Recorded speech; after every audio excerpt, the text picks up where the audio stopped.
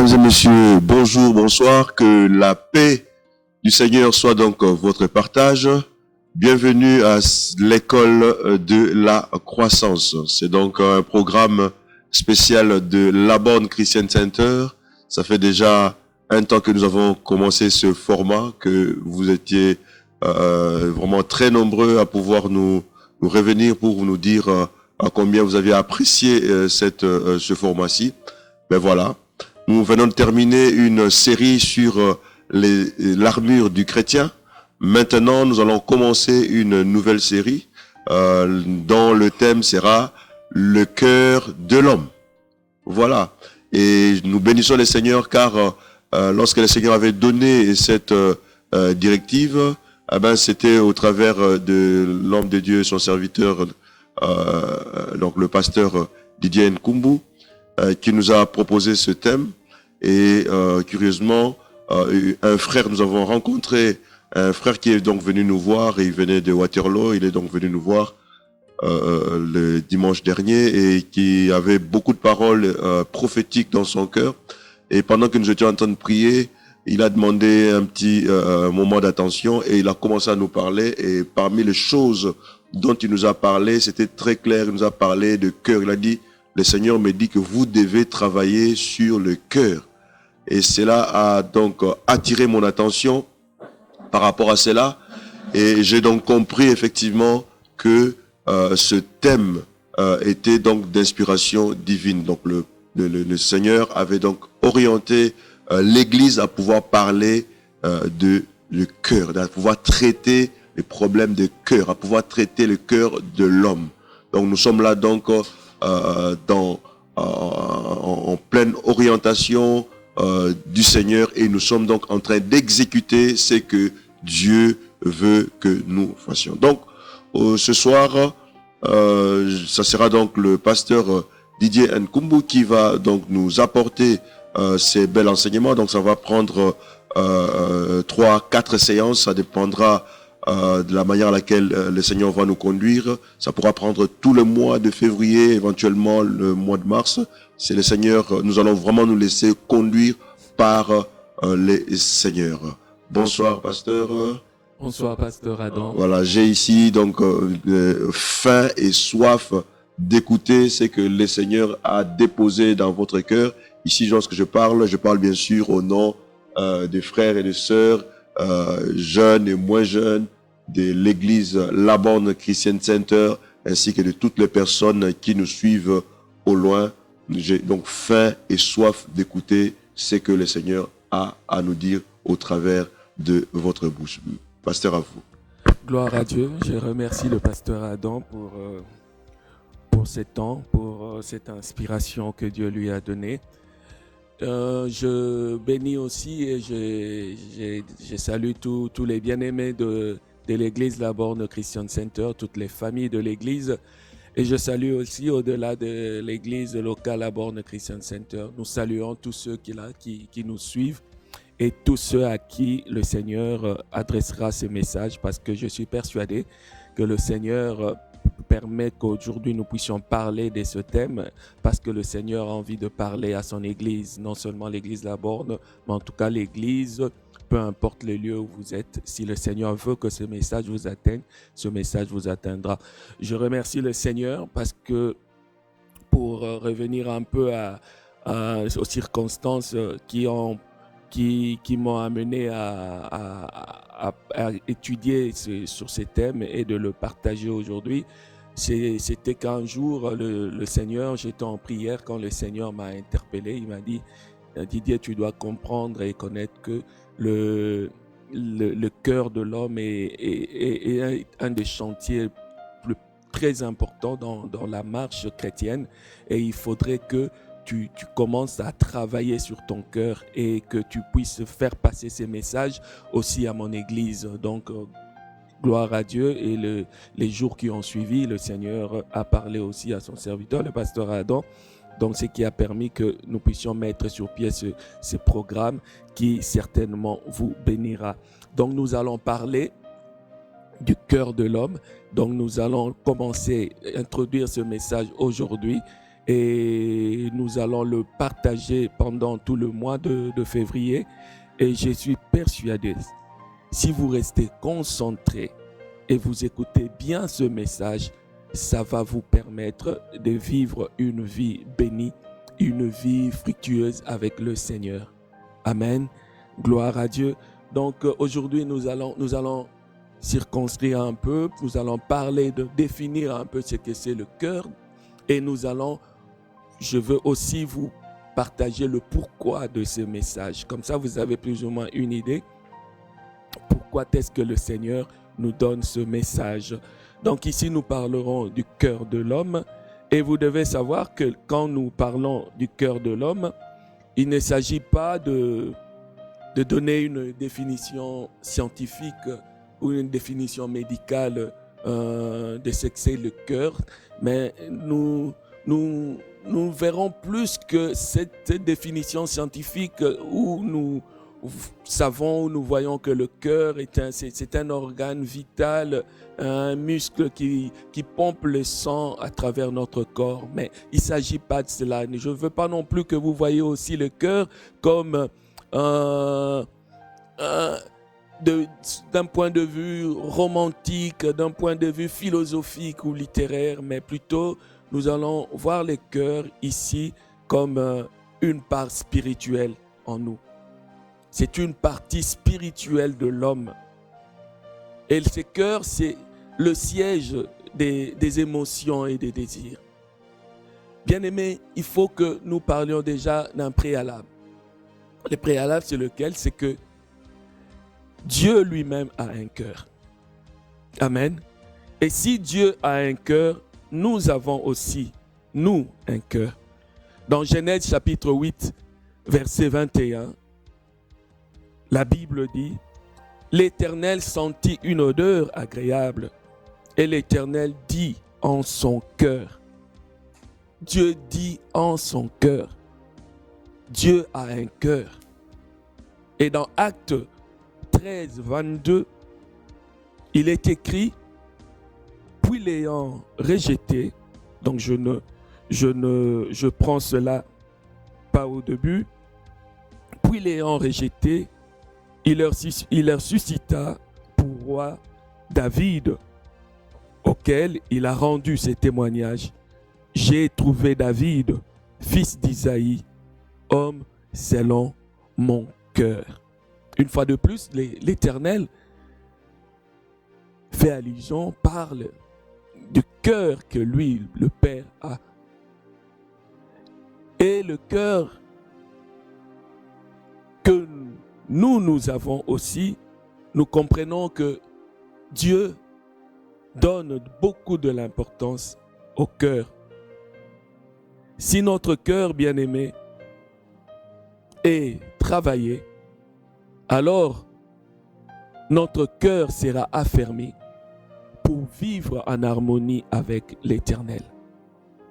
Donc ici, nous n'aborderons pas comment travailler son cœur, comment éduquer son cœur. Ça fera partie de notre seconde leçon, je pense, parce que le cœur peut être éduqué par la puissance du Saint-Esprit. Le cœur peut être affermi, le cœur peut être fixé pour que nous puissions mieux vivre notre relation avec Dieu, notre relation avec les frères et les sœurs dans l'Église. Donc c'est le préalable étant annoncé, nous sommes d'accord, vous et moi, que Dieu possède un cœur, Dieu a un cœur. Et Dieu aussi a fait que nous ayons un cœur. Nous rappelons la définition que nous avons donnée au cœur, c'est une part spirituelle en nous. Et le pourquoi cet enseignement, bien-aimé? En cela, je donne 3 raisons. La première, c'est pour être constamment en éveil. C'est pour veiller. Si vous comprenez l'importance du cœur, vous prendrez toutes les précautions nécessaires pour ne rien laisser entrer de souillé, de méchant dans votre cœur. Alléluia. Dans Proverbes chapitre 4, verset 23, La Bible dit, garde ton cœur plus que toute autre chose. Ah, c'est une recommandation. Le cœur doit être gardé. Donc le but, comme je disais de ce message, si nous écoutons, nous allons être à mesure de prendre toutes les dispositions nécessaires pour veiller sur notre cœur. Parce que voyez-vous, nous sommes constamment sollicités. L'ennemi nous tente et nous sommes sollicités dans notre environnement. Si nous sommes confrontés à un cas de rejet, le message qui nous arrive aussi, c'est de rejeter, c'est de s'opposer.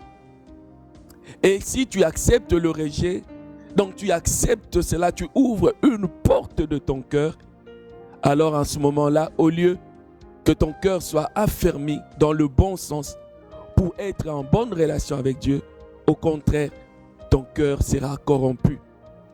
Donc, le premier objectif que nous nous sommes assignés, que nous sommes donnés comme tâche au travers de cet enseignement, c'est de nous pousser à prendre toutes les dispositions nécessaires pour veiller sur notre cœur.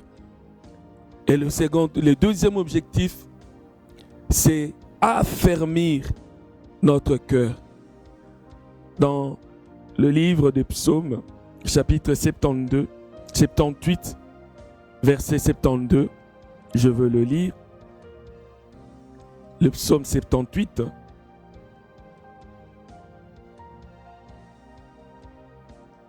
verset 72, il est écrit, et David, je reprends à partir du verset 70, il choisit David son serviteur et il le tira des bergeries.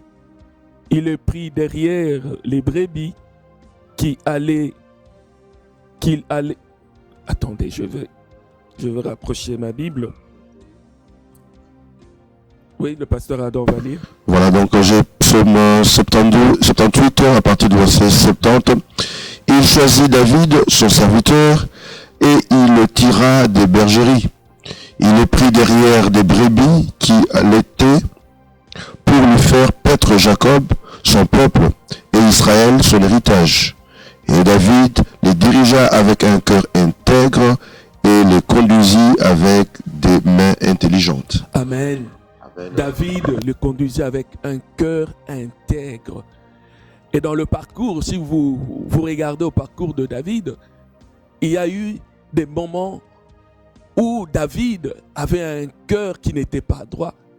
Et le Seigneur, au travers des circonstances de la vie, avec cette bonne volonté qu'avait David, parce que pour affermir le cœur, pour éduquer son cœur, Dieu a besoin de votre collaboration. Il faudra faire des choix. Laisser Dieu travailler nos cœurs. Et le but de Dieu, c'est que notre cœur soit affermi. C'est aussi l'objectif que nous poursuivons au travers de cet enseignement. Et le troisième objectif, c'est arriver enfin à avoir un cœur pur. Dans Matthieu chapitre 5, verset 8, il est écrit « Heureux c'est lui qui a un cœur pur, car il verra Dieu. » Donc vous réalisez, bien-aimés, qu'au travers... Si vous réalisez que si votre cœur est préparé, si vous consacrez suffisamment, si vous vous disciplinez, si vous prenez toutes les précautions pour amener votre cœur à être le cœur que Dieu désire, que Dieu aime, que Dieu veut, alors vous y arriverez par la grâce du Saint-Esprit. Donc ici, c'est pour indiquer, pour relever les objectifs que nous poursuivons. Parce que, pourquoi, et nous les verrons à la deuxième séance, parce que quand l'homme est né dans le péché. Et le cœur de l'homme a été corrompu. Et maintenant, quand Christ vient dans une vie, nous sommes devenus une nouvelle créature. Ici donc, le cœur qui est appelé à être affermi, Ici, nous s'arrêterons en ce qui concerne les cœurs des enfants de Dieu, ceux qui sont nés de Dieu. Nous n'oublierons pas de souligner l'état de cœur de ceux qui ne sont pas nés de Dieu, ceux qui sont dans le monde. Quel est l'état de leur cœur? Mais en ce qui nous concerne, nous qui avons reçu le Seigneur, nous qui avons donné notre vie au Seigneur, c'est un processus et Dieu nous établit dans un champ, dans une étape où il veut nous amener à être meilleurs. Et le Seigneur, pour cela, va travailler notre cœur. Mais il va le faire avec notre concours. Et le Seigneur travaillera notre cœur de diverses manières. Et nous verrons cela. C'est pourquoi ne méprisez pas les difficultés que vous pouvez rencontrer dans votre vie. Ne méprisez pas les épreuves que vous pouvez rencontrer dans votre vie. Parce que quand la Bible dit « toutes choses concourent au bien de ceux qui aiment Dieu », cela veut dire qu'au travers de toutes circonstances par lesquelles vous passez, vous pouvez toujours tirer des leçons pour vous améliorer. Ça sera pour vous une occasion pour laisser Dieu travailler votre cœur. Pour que méchant que vous étiez avant, vous puissiez devenir meilleur. Amen. Voilà. Donc, n'oubliez pas, et je voudrais que vous puissiez retenir comme élément important de ce temps d'enseignement, c'est que le cœur est le centre de tout. Le cœur est le centre de tout. Alléluia. Gloire à Dieu. Bien-aimé, Dieu regarde au cœur. Si je dis le cœur est le centre de tout, parce que Dieu regarde au cœur. Dans 1 Samuel 16, verset 7, la Bible dit, « Mais l'Éternel dit à Samuel, ne prête pas attention à son apparence et à sa grande taille, car je l'ai rejeté. En effet, l'Éternel n'a pas le même regard que l'homme. L'homme regarde à ce qui frappe les yeux, mais l'Éternel regarde au cœur. » Bien-aimé, l'Éternel regarde au cœur. Cela veut dire quoi? Cela veut dire, pour chaque action que tu dois poser dans ta vie, pour chaque démarche, chaque engagement, tu dois prendre le temps d'interroger ton cœur. Ce que je suis en train de faire, pour quelle raison je le fais? Quel est le but qui m'anime à poser un tel acte? Tu dois interroger ton cœur. Et si ton cœur est affermi, alors Dieu te montrera. Tu iras puiser dans ton cœur ce qui est important, ce qui est nécessaire pour accomplir. Donc, retenons cela. Dieu regarde au cœur. Quelle est la motivation qui t'accompagne dans ce que tu fais, dans ta manière de vivre? Nous les hommes, nous sommes habitués à regarder, premièrement, à l'apparence. Je regarde, quand je rencontre une personne, effectivement, je regarde d'abord à l'apparence. Cette personne, je trouve que telle que je la vois, est peut-être digne de confiance. Je pense ici à un frère qui m'a fait rire.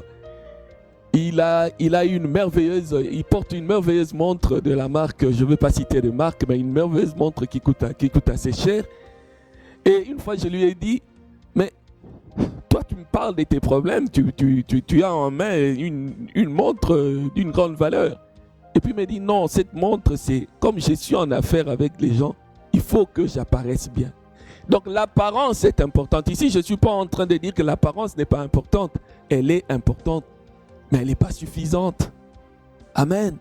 L'apparence est importante, mais si nous sommes du côté de Dieu, nous devons aller au-delà des apparences. Parce que Dieu lui-même regarde au cœur.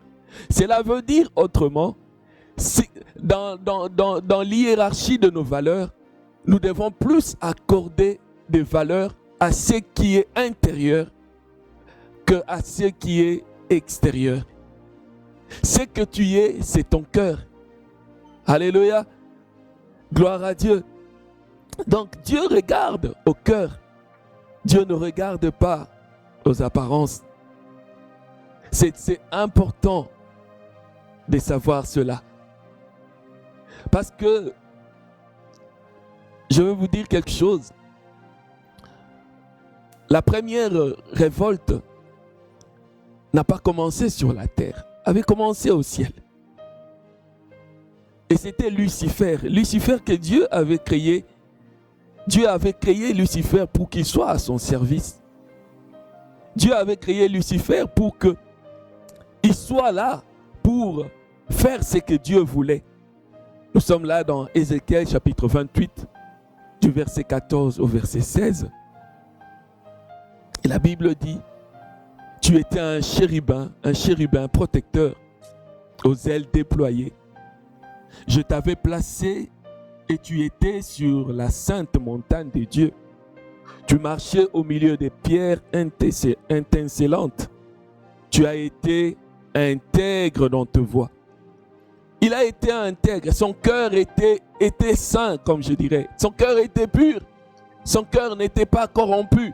Il était intègre dans ses voies. Depuis le jour où tu fus créé, jusqu'à celui où l'iniquité a été trouvée en toi. Jusqu'au jour où Dieu a regardé, il a vu dans le cœur de Lucifer qu'il convoitait la place de Dieu. Bien-aimé, Dieu, quand il te regarde, tu peux faire semblant devant les hommes, mais tu ne fais pas semblant devant Dieu. Dieu connaît le fond de ta pensée. Dieu connaît ton cœur. Dieu, quand il sonde ton cœur, il voit quelle est la motivation qui t'anime. Est-ce les ailes que tu déploies pour le Seigneur, dans la maison du Seigneur? Est-ce ces ailes-là est réellement un zèle pur? C'est-à-dire, est-ce que vraiment tu les fais parce que tu aimes Dieu? Est-ce que tu les fais parce que tu aimes ton prochain et tu voudrais voir les plans de Dieu se réaliser? Ou bien tu les fais pour ta propre gloire? Dieu, quand il regarde ton cœur. S'il y a un élément de valeur auquel tu dois prêter attention, tu dois concentrer tous tes efforts. Tu dois en tout cas vraiment pas négliger. C'est ton cœur. Et la question que nous nous posons, prenons-nous suffisamment du temps pour prendre soin de notre cœur, pour soigner notre cœur, pour traiter notre cœur? C'est tellement important le cœur de l'homme. C'est tellement important le cœur de l'homme que Dieu prend le temps de sonder le cœur de l'homme. Dans Jérémie 17, 9 à 10, et ça nous en parlerons, mais je veux quand même lire ce verset pour retirer quelques notions qui sont utiles maintenant dans cette séance introductive de ces thèmes. Le cœur est tortué plus que tout. Il est incurable. Qui peut le connaître? On est en train de parler du cœur. Le cœur est tortué. Il est incurable. Dieu regarde et il conclut cela. Moi, l'Éternel, dit-il, j'explore le cœur. Dieu explore le cœur. Dieu prend le temps de regarder au cœur. Pasteur Adam, je me suis, en méditant sur cela, j'ai pensé à Ésaü et à Jacob. J'ai pensé au fils d'Isaïe, quand Samuel était venu pour les oindre. Les premiers-nés se sont retrouvés mis à l'écart. Et je pense que le Seigneur connaissait leur cœur. Il a regardé au cœur d'Ésaü, et puis il a regardé le cœur de Jacob. Le Seigneur a regardé le cœur de David. Mais David, quand Dieu le prend, c'est encore un jeune homme. Il a encore un long parcours. Mais Dieu, plus tard, dira, David, c'est l'homme selon mon cœur. Pourquoi? Parce que David avait toutes les bonnes dispositions. Et quand Dieu l'interpellait pour le transformer, quand Dieu voulait travailler son cœur, David était toujours partant. C'est comme toi et moi, bien-aimés. Le Seigneur, dans ton parcours avec le Seigneur va faire de sorte qu'il ait accès à ton cœur pour y travailler. Parce que là où le Seigneur veut t'amener, le Seigneur sait quelles devraient être les dispositions qui vont accompagner ton cœur. C'est pourquoi le Seigneur veut prendre le temps. Le Seigneur veut travailler ton cœur. Mais il ne peut pas le faire seul. Il a besoin de toi pour qu'ensemble, Dieu nous laissons, pour qu'ensemble vous puissiez travailler le cœur que tu as. C'est tellement important. J'étais chez moi un matin, je priais et j'ai pris le temps de la réflexion. J'ai commencé à regarder à ma vie. Et je pense que le Saint-Esprit qui me poussait à faire cet exercice-là. Et j'ai compris que l'heure était arrivée. L'Église du Seigneur, l'heure est arrivée de laisser Dieu travailler nos cœurs. Si nous regardons à l'état de l'Église aujourd'hui, c'est une course vers la bénédiction, une course vers l'élévation. Mais est-ce que nous prenons plaisir en est-ce qu'il y a une qualité dans nos relations en tant que chrétiens? Je vous dis, l'église des années 80, l'église des années 90, quand nous nous étions donnés au Seigneur, par rapport à l'église de l'an 2000, il y a une nette différence. J'ai comme l'impression qu'il y avait plus de crainte de Dieu. On avait plus confiance aux uns les autres. Dans les années où nous étions convertis que maintenant. Aujourd'hui dans l'église, vous pouvez être là ensemble en train de prier, élever vos mains devant le Seigneur, mais être des ennemis, parler en mal des uns des autres.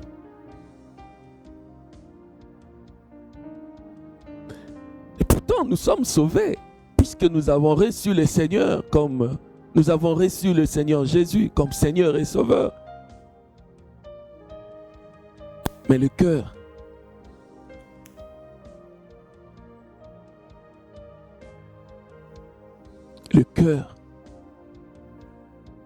Dieu sonde les cœurs.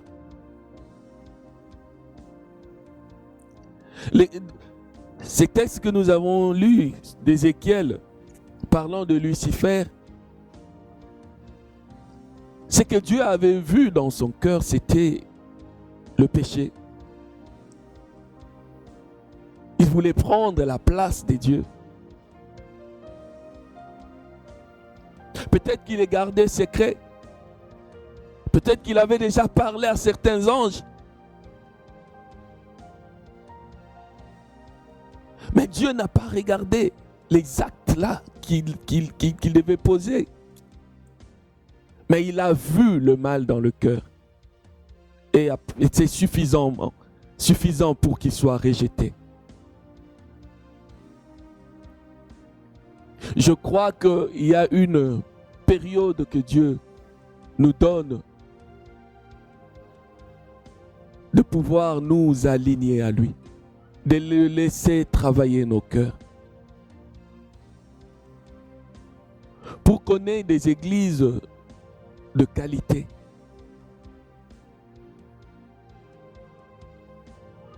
Aujourd'hui, beaucoup d'entre nous, nous nous disons, bon, mais il suffit qu'il y ait une preuve, une occasion. Il suffit qu'il y ait un test pour que véritablement notre nature ressorte.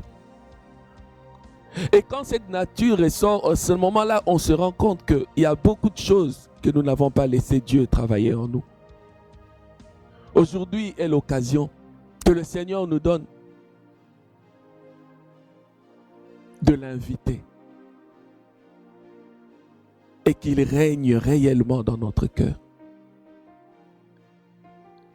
Tout nous ramène au cœur. Le plus grand commandement, tu aimeras l'Éternel ton Dieu de tout ton cœur. Le cœur est tellement important que nous avons couru vers d'autres choses, nous avons oublié ce qui était primordial, de travailler sur notre cœur, de laisser Dieu toucher notre cœur, de laisser Dieu transformer notre cœur.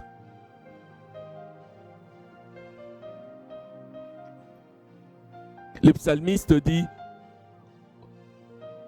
ô Dieu, dans Psaume 51, 12, ô Dieu, crée en moi un cœur pur. Ô Dieu, crée en moi un cœur pur. Seigneur, je chasse les démons. J'impose les mains aux malades, ils sont guéris. Je porte les armes de Dieu. Mais tu as oublié le cœur. J'enseigne la parole de Dieu. Je suis apôtre. Mais tu as oublié de laisser Dieu toucher ton cœur. De laisser Dieu transformer ton cœur. Si ton cœur est touché par Dieu, si ton cœur est bon, ça deviendra ta nature. Tu dois laisser le Saint-Esprit toucher ton cœur. Pourquoi la Bible nous dit de veiller sur le cœur, de garder notre cœur, car de lui jaillissent les sources de la vie.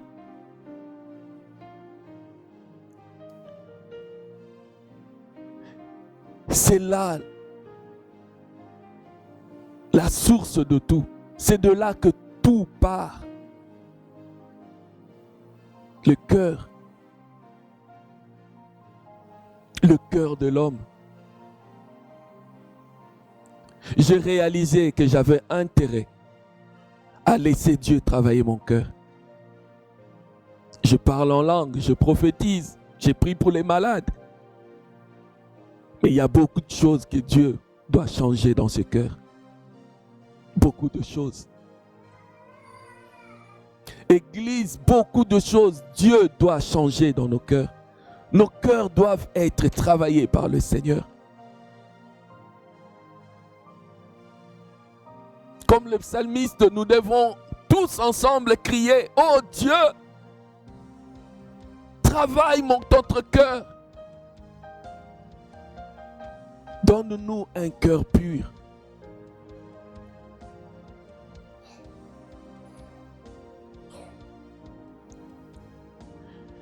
Ce soir, je voulais souligner l'importance du cœur. Le salut, tu l'as. Un des chantiers importants que nous avons oublié, c'est laisser Dieu traiter nos cœurs. C'est pourquoi nous allons continuer à en parler. Nous prendrons le temps de parler de cela. Nous laisserons Dieu opérer dans nos cœurs, opérer nos cœurs.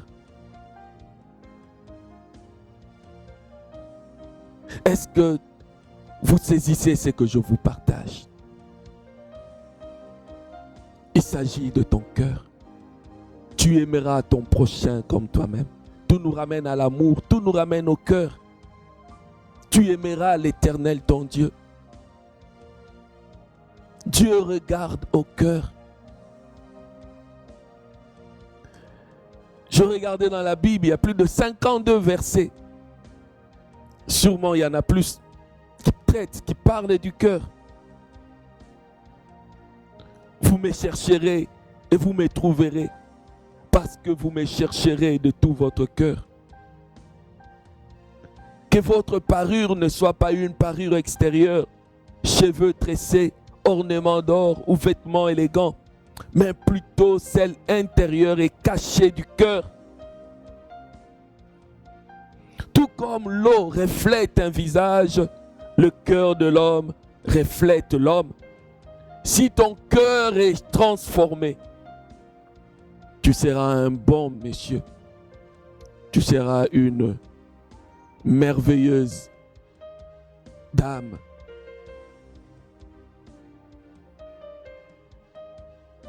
Confie-toi en l'Éternel de tout ton cœur.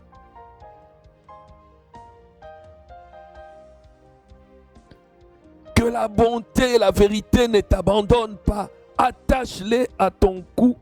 Écris-les sur la table de ton cœur.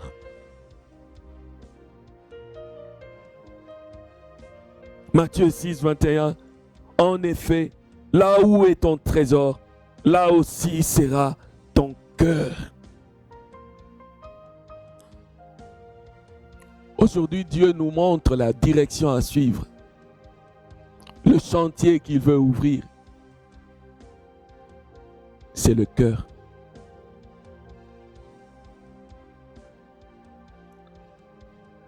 Nous sommes arrivés presque à la fin. Nous allons prendre 2-3 minutes pour prier. Amen. Donc je veux demander au pasteur Adam de prier pour nous. Oui, gloire au Seigneur. Merci beaucoup, pasteur Didier, pour ces bels enseignements qui tombent vraiment bien droit dans le mille. C'est donc l'orientation que tu as reçue de la part du Seigneur. Cette orientation nous a été confirmée vraiment par l'esprit prophétique. Nous savons que c'est ce que Dieu veut que nous puissions travailler dans ce temps. Oui, nous, ça veut dire nous en tant qu'Église, donc entité, mais nous en tant que chrétiens de tous bords. C'est la LBCC, la Born Christian Center, mais également à tous les frères et sœurs qui sont au loin, qui sont ici ou qui sont ailleurs, en Afrique, en Amérique, en Asie ou ailleurs, où nous suivent. Eh ben, vous êtes également concernés. C'est une orientation de la part du Seigneur. Dieu dit très bien dans les Écritures, c'est dans Proverbes chapitre 4, verset 23, garde bien ton cœur plus que toute autre chose, car de lui viennent les sources de la vie. Nous allons prier par rapport à cela. Nous allons demander au Seigneur de nous donner la grâce de garder le cœur, que chacun de nous garde le cœur, mais que cela puisse se faire avec l'aide du Seigneur, car de nous-mêmes, nous ne serons pas. Bien sûr, il nous faut de l'engagement, mais nous voulons que cet engagement soit soutenu par le Seigneur. Tendre Père Céleste, nous venons vers toi, ô Dieu, après avoir écouté ta parole, après avoir entendu ton serviteur nous parlant de ta part, en sachant que c'est ta volonté, ô Père, que nous puissions veiller à nos cœurs, que nous puissions faire un travail dans nos cœurs. Seigneur, nous nous approchons de toi en disant que nous avons écouté ta parole et que nous avons pris la décision d'y obéir. Nous avons entendu ta parole, nous avons prêté oreille à tes paroles et nous avons pris l'engagement de pouvoir obéir à cette parole. Nous voulons tenir cet engagement. Mais qui sommes-nous, ou Seigneur, par rapport, aux différentes tentations? C'est pour cela que nous venons près de toi pour demander l'aide de ton Esprit Saint, l'aide du Paraclet, l'aide du Saint-Esprit. Que ton Esprit puisse nous aider à bien veiller sur nos cœurs, à bien veiller sur nos cœurs. Nous savons que cela est de notre responsabilité. Nous ne voulons pas nous dérober à cette responsabilité, mais nous te demandons ton assistance. Esprit du Seigneur, oui, nous demandons ton assistance. Nous voulons veiller sur nos cœurs. Nous voulons veiller sur le siège de nos émotions. Nous voulons veiller sur l'être intérieur, en sachant que c'est de lui que coule, que jaillissent les sources de la vie. Nous voulons garder nos cœurs plus que toute autre chose. Nous voulons garder nos cœurs plus que nos ordinateurs. Nous voulons garder nos cœurs plus que nos tablettes. Nous voulons garder nos cœurs plus que nos téléphones portables. Nous voulons garder nos cœurs plus que tout autre matériel, oh Dieu. Nous voulons garder nos cœurs plus que toute autre chose, car c'est de lui que viennent les sources même de la vie, Seigneur. Nous voulons, oh Dieu, oui, garder ce cœur afin que, oui, les invasions du diable, de ténèbres, ne puissent pas les toucher. Nous voulons prier maintenant, nous voulons garder nos cœurs afin que, oui, les soucis de ce monde ne puissent pas venir le corrompre, afin que la convoitise ne vienne pas corrompre nos cœurs, afin que la convoitise des yeux ne puisse pas corrompre nos cœurs. Nous voulons les garder loin de toute forme de souillure, le garder loin de toute forme de débauche, le garder loin de toute forme de vanité. Oui, car c'est de lui que viennent les sources de la vie, Seigneur. Merci, ô Saint-Esprit, de nous apporter cette aide nécessaire dont nous avons besoin, de manière à ce que nous puissions plaire à Dieu. Nous savons, oh, lorsque le Seigneur reviendra, il viendra chercher une épouse sans tache ni ride, une épouse qui aura gardé son cœur, qui aura marché loin de la débauche, loin de toute forme de négligence, loin de toute forme, oui, d'orgie, loin de toute forme de convoitise, toute forme de vanité, toute forme de péché, toute forme d'iniquité, toute forme, oui, de mauvaise vie, de mauvaises pensées, Seigneur. Merci de le faire au travers de cette église. Merci de le faire au travers de nos amis qui nous suivent au loin, qui nous suivent ici ou ailleurs, qui nous suivent en Europe, en Amérique, en Asie, en Afrique. Ô Père, nous te prions vraiment. Merci de nous aider par ton esprit.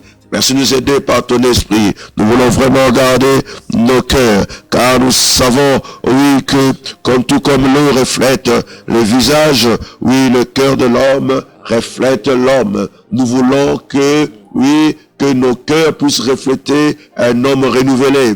Car lorsque nous avons cru en Jésus-Christ, oui, nous sommes une nouvelle création, une nouvelle créature. Voici les choses anciennes sont passées, toutes choses sont devenues nouvelles. Mais nous voulons que cela puisse refléter notre vraie vie, notre vie de renouveler, notre vie de racheter, notre vie d'enfant de Dieu. Car nous ne sommes plus de ce monde. Même si nous sommes dans le monde, mais nous ne sommes plus de ce monde. Car notre cité est là-haut. Notre cité est là-haut. Et nous te prions, nous prions, oui, et que nos cœurs soient changés, transformés à la même image que toi. Nos cœurs changés, transformés, impactés par la vérité. Car il est écrit, vous connaîtrez la vérité et la vérité vous affranchira. Mais nous voulons que nos cœurs soient affranchis par cette vérité, que nos cœurs soient transformés par cette vérité, que nos cœurs reflètent cette vérité, que nos cœurs changés, transformés, puissent dicter nos paroles, puissent dicter dicter nos faits et gestes, puisse dicter nos manières de faire, nos manières de répondre, nos manières de marcher, nos manières d'entrevoir les choses, nos manières d'interagir avec notre prochain, Seigneur. Merci de le faire, ô Dieu. Merci, éternel Père. Comme tu as dit dans les Écritures, oui, tu ôteras le cœur de pierre et tu mettras à la place, tu leur donneras un cœur de chair. Oh, nous sommes aujourd'hui demandeurs de cette opération chirurgicale. Nous sommes demandeurs, oui, de cette opération chirurgicale.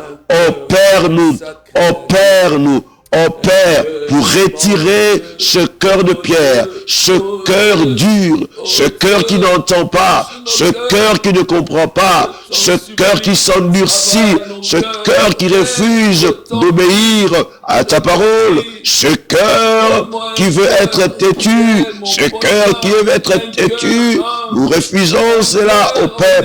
Ôte en nous ce cœur malhonnête, ce cœur qui n'obéit pas à ta parole, ce cœur qui ne reflète pas les sentiments qui étaient en Jésus-Christ. Donne-nous le cœur de Dieu. Donne-nous ton cœur, le cœur qui correspond aux enfants de Dieu, au profil des enfants de Dieu, fils et filles de Dieu. Nous bénissons, Seigneur, ton nom. Nous croyons, Seigneur, oui, que cette prière, tu l'entends, tu l'écoutes et tu l'exauces, ô Dieu de gloire. Merci, éternel Père. Merci de nous transformer à la même image que toi, ô Dieu.